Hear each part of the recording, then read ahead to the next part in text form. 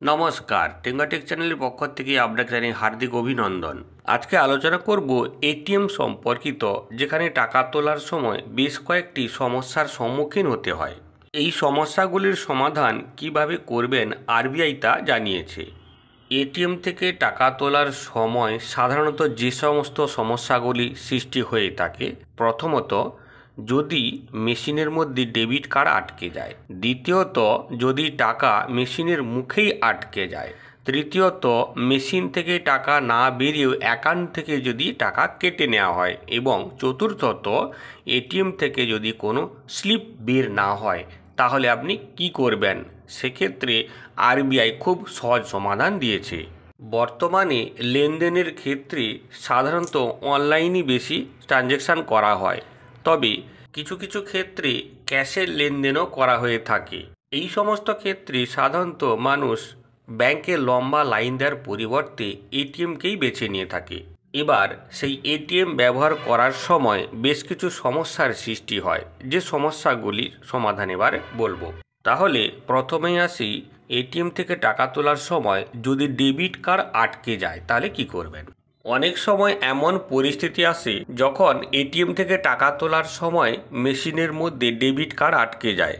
এক্ষেত্রে ইন্টারনেট পরিষেবা যদি বিঘ্নিত হয় অথবা যদি বিদ্যুৎ বিচ্ছিন্ন হয়, সেক্ষেত্রেও কার্ড আটকে যেতে পারে। এছাড়াও যদি আপনি পরপর 3 বার ভুল পিন দিয়ে থাকেন, সেক্ষেত্রেও কার্ড আটকে যেতে পারে। মেশিনের মধ্যে যখন পিন আটকে যায় তখন অনেক মানুষই ঘাবড়ে যান, কি করবেন বুঝে উঠতে পারেন না। অনেকে আবার কার্ড ধরে টানাটানিও করেন। এই সমস্ত করে যদি বের হয়ে যায়, কিন্তু তা কখনোই সম্ভব নয়।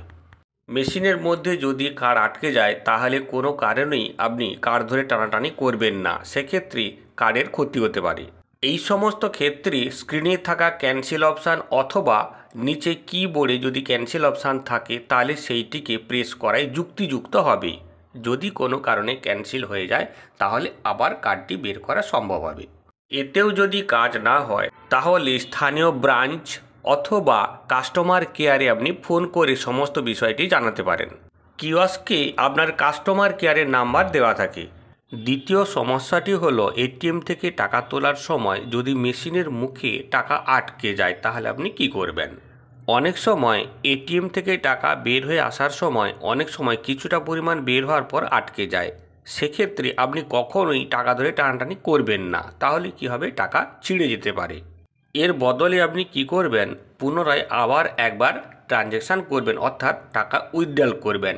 সেক্ষেত্রে ওই এটিএম থেকে সর্বনিম্ন যে পরিমাণ টাকাটা তোলা যাবে আপনি সেটাই তুলবেন।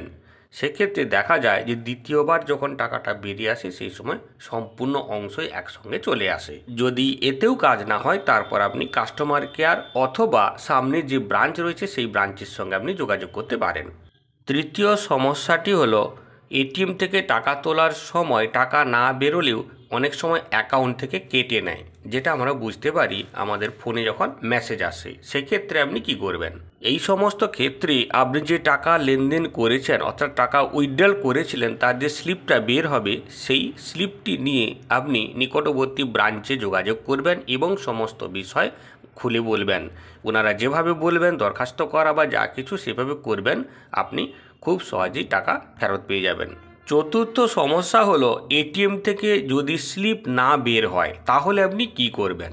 এটিএম থেকে যদি স্লিপ বের না হয় তাহলে আপনি ব্রাঞ্চে গিয়ে স্টেটমেন্ট বের করে নেবেন।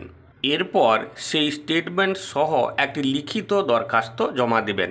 অভিযোগ জমা দেওয়ার 7 দিনের মধ্যেই ব্যাংক কাজ করতে শুরু করবে এবং আপনার যে টাকা সেই টাকা আপনার অ্যাকাউন্টে জমা করবে।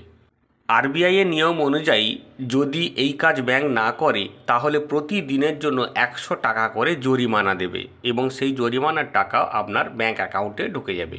এইভাবেই টাকা লেনদেনের ক্ষেত্রে যদি এটিএম সম্পর্কিত কোনো সমস্যার সৃষ্টি হয় তাহলে ঘাবড়ে যাবেন না।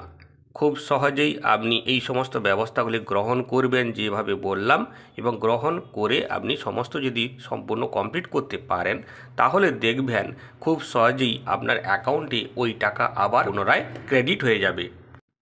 আশা করি ভিডিওটি আপনাদের ভালো লেগেছে।